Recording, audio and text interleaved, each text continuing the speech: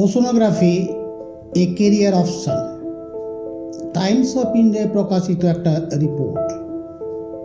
সম্প্রতি IIT Kanpur অ্যালুমনাস Dheeraj Singh RTI করে জানতে পেরেছেন যে 2024 সালে ভারতবর্ষে 23টি আইআইটির 38% স্টুডেন্টস প্লেসমেন্ট সম্ভব হয়নি। সংখ্যাটা নেহাত কম নয়। 7,000-এরও বেশি স্টুডেন্টস ক্যাম্পাসিংয়ের মাধ্যমে চাকরি পায়নি। সংখ্যাটা ভীতিপ্রদ। প্রিমিয়াম আইআইটিগুলো যদি এই অবস্থা হয়, অন্যান্য কলেজ এবং ইউনিভার্সিটিগুলোর অবস্থা অনুমান করা যায়। এর কারণ হিসেবে জানা যায় আর্টিফিশিয়াল ইন্টেলিজেন্স এআই বা চ্যাট জিপিটি বিশেষ করে এমপ্লয়মেন্ট রেটটাকে হ্রাস করে দিয়েছে। আগামী দিনে এর প্রয়োগ আরও বাড়বে। এই অবস্থায় ওশনোগ্রাফি এর বিকল্প কেরিয়ার অপশন হতে পারে। আজকে আমরা যে জিনিসগুলো জানব: what is oceanography, why is it important for India, educational pathways, career opportunities, এগুলো নিয়েই আজকের প্রতিবেদন। ওশনোগ্রাফি হলো মহাসমুদ্রের ভৌতিক, রাসায়নিক, জৈবিক বৈশিষ্ট্যগুলোর অধ্যয়ন।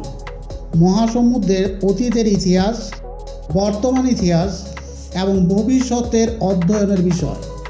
সমুদ্র পৃথিবীর 70% ভাগ জুড়ে রয়েছে। সমুদ্র আমাদের গ্রহের জীবনকে প্রভাবিত করে। এর মধ্যে আমরা যে বাতাসে শ্বাস নিই, যা খাবার খাই, এই গ্রহের আবহাওয়া, জলবায়ু সমুদ্র দ্বারা প্রভাবিত। এসবই ওশনোগ্রাফিতে অধ্যয়নের বিষয়। Why is it important for India? Deep sea মাইনিংয়ের মাধ্যমে গভীর সমুদ্রতলে লুকিয়ে থাকা খনিজ তুলে আনা। আজ পর্যন্ত পৃথিবীপৃষ্ঠ বা ভূগর্ভস্থ খনিজ পদার্থকে তুলে আনা হতো। আমাদের পৃথিবীর 70% যেহেতু সমুদ্র, তার নিচে খনিজ পদার্থকে লুকিয়ে রেখেছে, তার পরিমাণ হবে অনেক বেশি।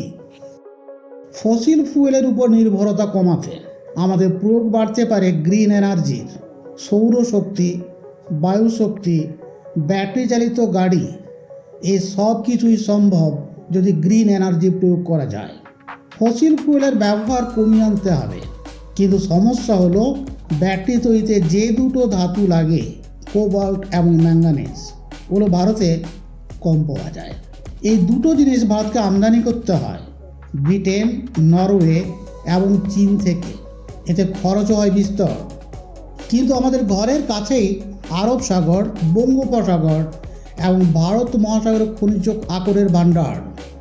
ভারত মহাসাগরের টোটাল আয়তন প্রায় 7 crore স্কোয়ার কিলোমিটার, আর কেবলমাত্র 3 লাখ স্কোয়ার কিলোমিটার ম্যাপিং করা গেছে। আর তাতে জানা গেছে ভারত মহাসাগরের মধ্যভাগে রয়েছে 15 লক্ষ টন কোবাল্ট এবং 38 কোটি টন পলিমেটালিক সালফাইড বা মিশ্র ধাতুর আকর, যার মধ্যে সোনা, রূপা, তামা, ম্যাঙ্গানিজ প্রভৃতি রয়েছে। এই খনিজ উত্তোলন সম্ভব হলে ভারতের অর্থনীতিতে আসবে অভূতপূর্ব পরিবর্তন। আমাদের দেশ 2030 সালের মধ্যে 500 গিগাওয়াট গ্রিন এনার্জি উৎপাদন করতে চায়। ভারত মহাসাগরের নিচে থাকা সম্পদকে চীন কুক্ষিগত করতে চায়। ভারত কিন্তু সহজে ছেড়ে দেবে না। সমুদ্রের নিচে থাকা প্রাকৃতিক সম্পদকে তুলতে ইন্টারন্যাশনাল সি বোর্ড অথরিটি এর লাইসেন্স লাগে। ভারতবর্ষ ইতিমধ্যে 2টি লাইসেন্স পেয়েছে, আরও 2টির জন্য চেষ্টা চলছে। আজ পর্যন্ত মোট 30টি লাইসেন্স ইস্যু করা হয়েছে, যার বেশিরভাগই আছে চীন এবং রাশিয়ার দখলে। তাই আগামী দিনে ডিপ সি মাইনিং জীবন এবং জীবিকার উপর যথেষ্ট প্রভাব ফেলবে। যে জিনিসগুলো এতটা গুরুত্ব, ডিপ সি মাইনিং বা ওশনোগ্রাফি, ভারতবর্ষের কোন কোন ইনস্টিটিউটগুলোতে পড়ানো হয়? আমাদের দেশে 47টি প্রতিষ্ঠানে ওশনোগ্রাফি পড়ানো হয়। তার মধ্যে 5টা প্রিমিয়ার ইনস্টিটিউটের আমি উল্লেখ করছি: MET university Jaipur, Berhampur university Berhampur Orissa, Kerala university of fisheries and ocean studies Panangad Kochi, IIT Madras, Jadavpur university Kolkata. ওশনোগ্রাফিতে কাজের সুযোগ সাধারণত bachelor's degree, post graduate degree বা পিএইচডি স্টুডেন্টসরা পেয়ে থাকে। কিন্তু তা সম্পূর্ণ নির্ভর করে তুমি কী ধরনের দায়িত্ব বা ভূমিকা পালন করবে। জিওলজিক্যাল ওশানোগ্রাফি এর স্টুডেন্টসরা গবেষণা করেন সমুদ্রতলায় সঞ্চিত সেডিমেন্টের রাসায়নিক এবং ভৌতিক গুণাবলী। বায়োলজিক্যাল ওশানোগ্রাফি গবেষণা বিষয় মেরিন লাইফ পপুলেশন, তাদের জীববৈচিত্র্য এবং পারিপার্শ্বিক পরিবর্তনের সঙ্গে প্রতিক্রিয়া। কেমিক্যাল জিওগ্রাফির অন্বেষণ করে মহাসমুদ্রে বেসিন কীভাবে ম্যানমেড কেমিক্যালস পরিবেশের মাধ্যমে সমুদ্রে প্রবেশ করে এবং কী কী পরিবর্তন হয়। ফিজিক্যাল ওশানোগ্রাফি অধ্যয়নের এবং গবেষণার বিষয় সমুদ্র স্রোত, সামুদ্রিক ঢেউ, এনার্জি অ্যাটসেট্রা। ওশানোগ্রাফিতে বিভিন্ন জায়গায় কাজের সুযোগ রয়েছে, অ্যাট হোম অ্যান্ড অ্যাব্রোড।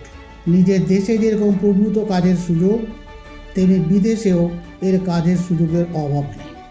সাধারণত মেরিন ইঞ্জিনিয়ার বা ওশানোগ্রাফি যারা পড়াশোনা করে তারা marine biologist, marine technician, assistant professor in oceanography, marine researcher, marine chemist, marine engineer, ecologist, marine geologist, ওশানোগ্রাফার।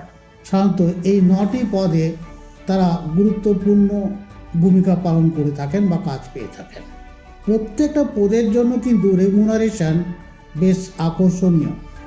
অবশ্যই মেরিন লাইফ যদি তোমাকে আকর্ষণ করে, সমুদ্র যদি তোমাকে হাতছানি দেয়, সমুদ্রের রহস্য যদি তোমাকে আগ্রহী করে তোলে, সমুদ্রের প্রতি যখন তোমার প্যাশন থাকে, তাহলে অবশ্যই ওশানোগ্রাফিকে কেরিয়ার হিসাবে ভাবতে পারো। যদি ইন্টারেস্টেড থাকো এই ধরনের আরও তথ্য পাওয়ার জন্য, ইনফরমেটিভ ভিডিওর জন্য চ্যানেলটাকে সাবস্ক্রাইব করে রাখবে। Thank you.